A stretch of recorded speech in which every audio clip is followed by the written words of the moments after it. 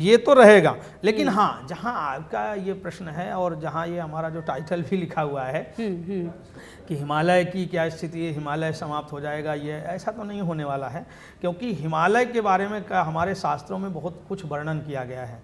हिमालय में महाकवि कालिदास ने कुमार संभव में एक कहा गया, एक का श्लोक कहा है, अस्तुत्तरस्याम दिशि देवतात्मा हिमालयो, अर्थात देवताओं की जो आत्मा है वो हिमालय है। और भगवान श्री कृष्ण ने गीता में भी 10वें अध्याय के 25वें श्लोक में कहा है, विभूति योग का वर्णन करते हुए कि महर्षिणाम भृगुरहम गिरिमस्मिन् एकमक्षरम यज्ञानाम जप यज्ञोस्मि स्थावराणाम हिमालयः, अर्थात जो स्थावरणम अर्थात जो स्थिर है वो हिमालय मेरा स्वयं का स्वरूप है।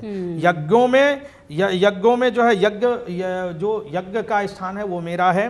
और एकाक्षरम ग्रीष्म भृगुरहम, ऋषियों में भृगु में हूँ, अर्थात भगवान विभूति का वो योग का वर्णन करते हुए कहते हैं कि हिमालय का मेरा स्वयं का स्वरूप है। वेदानाम साम वेदोस्मि इंद्रियाणाम मनः चास्मि, अपने स्वरूप का वर्णन कराया।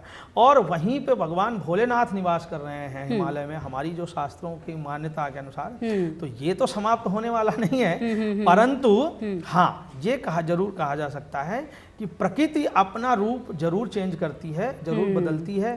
प्रकृति के साथ जब आप छेड़छाड़ करेंगे, आप जो ये विकास के नाम पर के इतना जो है छेड़छाड़ प्रकृति के साथ हम कर रहे हैं, ये कहीं ना कहीं हमारे लिए नुकसानदेह है। देखो, ग्रहों की स्थिति भी है, परंतु हम भी अपने कर्मों के द्वारा, भगवान कहते हैं कर्म भी प्रधान है, तो हम जो कर्म कर रहे हैं उस पर भी तो निर्भर कर रहा है कि प्रकृति हमें क्या देगी। ठीक है, तो इसलिए अपने कर्मों को भी सुधारना चाहिए हमें। ठीक है। अच्छा, देखिए शिवांगी जी, कहा जाता है कि ग्रह दशा जो हैं वो ये भी डिपेंड करता है। अच्छा, भारत की जो स्थिति है, भारत का जिस तरह से नक्शा है, भारत जिस तरीके से व्याप्त है दुनिया में, भारत पर आने वाला समय जो आपको दिख रहा है, मतलब आने वाले साल, आने वाले वक्त, महंगाई से लेकर और इस तरह की प्राकृतिक आपदा किस तरीके से नजर आ रही है, कितना हम बचते हुए नजर आ रहे हैं अपनी ग्रह दशा के हिसाब से और अपनी सिचुएशन के हिसाब से, जो जहां पर हम स्थित हैं उसके हिसाब से।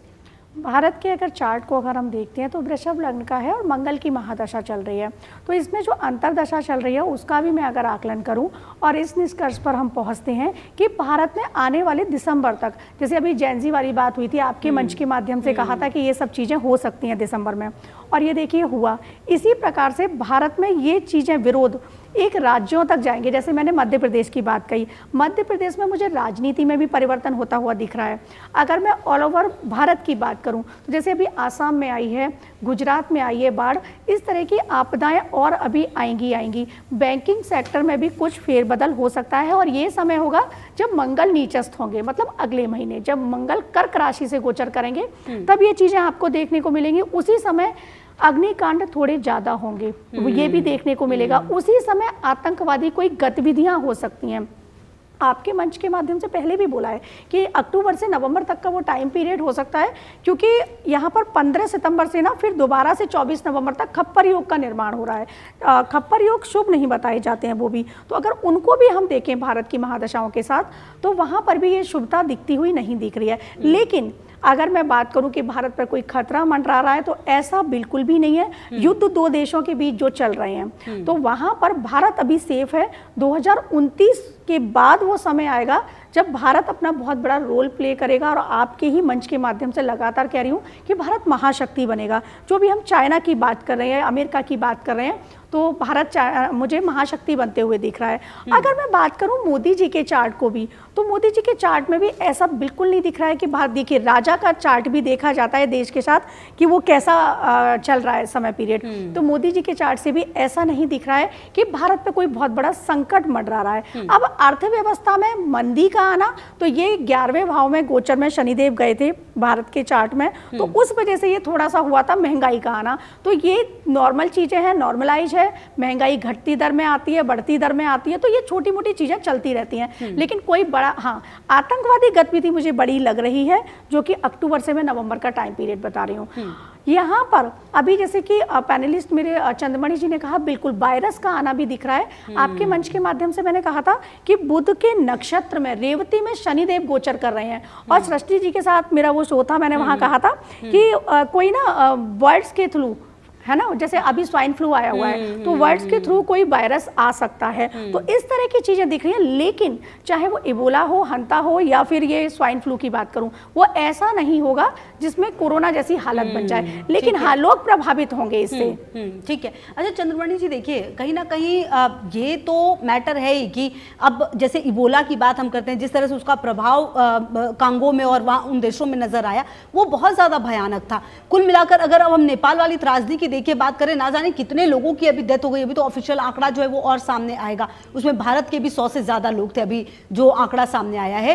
तो कुल मिलाकर ये जो पूरी परिस्थितियां वो इतनी ज्यादा वर्स्ट हो रही है, जहां पर भी हो रही है वो बहुत वर्स्ट हो रही है। लेकिन अगर हम भारत की बात करें, हालांकि भारत में भी पिछले कुछ समय में जैसे अग्निकांड की बात जो शिवांगी जी कह रही हैं, आप देखिए जो लखनऊ में अग्निकांड हुआ, जो दिल्ली में लखनऊ अग्निकांड हुआ, तो कुल मिलाकर ये घटनाएं काफी ज्यादा तेजी से बढ़ी। और सबसे बड़ी बात तो ये है कि सब कुछ हो रहा है, मतलब बीमारी भी कहीं पर हो रही है, कहीं पर आग भी लग रही है, कहीं पर पानी भी इस तरीके से, भूकंप भी, मतलब सब कुछ हर क्षेत्र में प्रभावित होते हुए मानव जाति नजर आ रही है दुनिया में। देखिए ऐसा है, ग्रहों का प्रभाव तो अपने आप पड़ता ही है, परंतु जो हमारे हाथ में हम लोग भी जो कर्म जैसे कर रहे हैं, ये भी कहीं ना कहीं खतरनाक है। पृथ्वी से, प्रकृति से हम लोग छेड़छाड़ कर रहे हैं, ये भी खतरनाक है।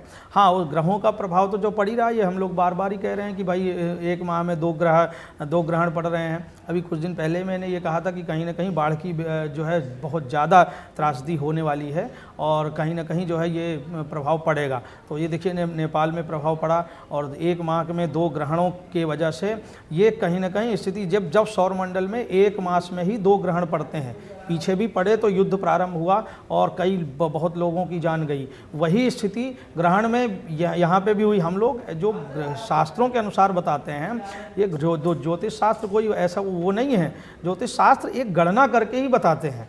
अब चंद्रमा और सूर्य के द्वारा जो ग्रहण पड़े तो पृथ्वी में उथल पथल हर जगह हो रही है कि नहीं हो रही है। तो ये चीज़ें पहले भी चर्चा की गई। अब ये बताया भी गया कि भाई ये कहीं ना कहीं त्रासदी आने वाली है, ये निश्चित है। आसाम में हुआ, आप देखिए नेपाल में हो गया, ये ग्रहण अभी कल ही पड़ने वाला है, ये नेपाल में हो गया। तो ये चीज़ें जो है ये थोड़ा समझने वाली चीज़ें हैं। ये हम लोग जो यहाँ बताते हैं इसमें सावधान होने की बात है कि भाई ये समय ऐसा आने वाला है, कहीं बाहर ना निकलिए। आप जो है जब जितने लोग नेपाल गए घूमने के लिए, अब भगवान उनकी आत्मा को शांति दे, हम तो ऐसा कहेंगे, और जो बचे हैं भगवान उनकी रक्षा करें। परंतु ये चीज़ें क्या हैं, जब ये चीज़ें ऐसी होती हैं, सौरमंडल पर बदलाव होता है, तो अपने घर में रहें, सुरक्षित रहें, भगवान का स्मरण करें।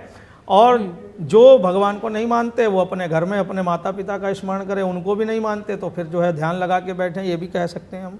लेकिन ये है कि जो स्थिति, जैसी स्थिति सौरमंडल पे बन रही है, ग्रहों की स्थिति अभी आने वाले समय में भी थोड़ा सा खतरनाक है। आगे आने वाले में जो है मकर में बुध आएंगे, वो थोड़ा सा वो अच्छा है। जनवरी में जैसे 7 जनवरी के बाद मकर में बुध आ जाएंगे, तो बुध मकर में जब आएंगे तो वो थोड़ा सा अच्छा है। वो उस समय की स्थिति जो रहेगी वो 2-3 महीने की थोड़ा सा सौरमंडल के लिए कहा जाए, पृथ्वी यहाँ पे इन जहाँ जैसे भारत देश है, इन सब के लिए थोड़ा सा अच्छा समय रहेगा। ठीक है। तो इसलिए थोड़ा सा जो है ये जो बताया जाता है, इसमें सावधान रहने की जरूरत है, ना कि डरने की जरूरत है।